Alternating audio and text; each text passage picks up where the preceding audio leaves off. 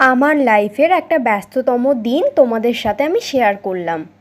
আজকে সকালটা শুরু হয়েছে আমার গরম জল দিয়ে।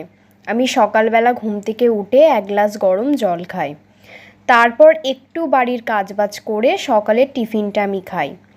যেহেতু আমরা বাঙালি আর আমি একটা মধ্যবিত্ত পরিবারের মেয়ে, আমাদের কালকে রাত্রেবেলার রুটি বেঁচে গিয়েছিল।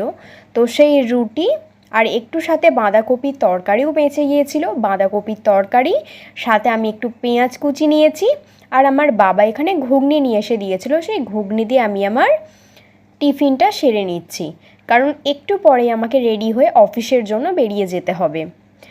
আর আমি চান টান করে ব্যাগপত্র সমস্ত গুছিয়ে টিফিন গুছিয়ে আর এখন আমি প্রায় স্টেশনের কাছাকাছি চলে এসেছি। আর দেখো, স্টেশনে উঠেও পড়েছি।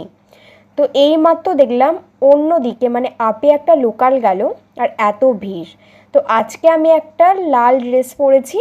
তো অফিসের জন্য আমি পুরো একদম রেডি, অফিস যাব। আমি টিভিএস কোম্পানিতে জব করি। আমাদের অফিসে যেহেতু ফোন অ্যালাউ নেই, তো আমি ভেতরের কোনো কিছু রেকর্ড করতে পারবো না।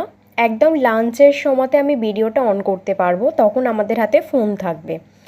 তো দেখো, আমি এখানে লাঞ্চ কি নিয়ে এসেছি। আমি নিয়ে এসেছি মুড়ি আর ঘুগনি, আর একটা বন্ধু এখানে মুড়ি খাচ্ছিল। তো আমরা যেহেতু সবাই একসাথে টিফিন করি, তো এখানে খাবার ভাগাভাগি হয়েই থাকে। এর টিফিন আমি খেলাম, আমার টিফিন হয়তো ও খেলো। তারপর আমরা যে যার আবার কাজে বসে গেলাম। আমাদের যেহেতু 1 ঘন্টা লাঞ্চ টাইম থাকে, যখন 1 ঘন্টা পার হয়ে যায় তখন আমরা যে যার কাজে বসে যাই। অনেকক্ষণ হয়ে গেছে, খিদেও পেয়েছে।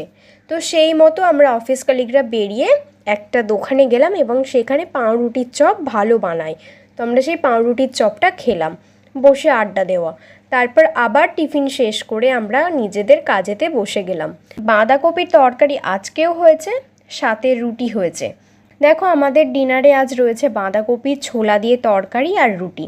আমি প্রথমেই বলেছি, তোমরা হয়তো ভাবছো যে সকালে বাঁধাকপি খেয়েছো, আবার রাত্রেবেলাও বাঁধাকপি খেয়েছো। কারণ আমার বাবা একটা অনেক বড় বাঁধাকপি কিনে নিয়ে এসেছিলো।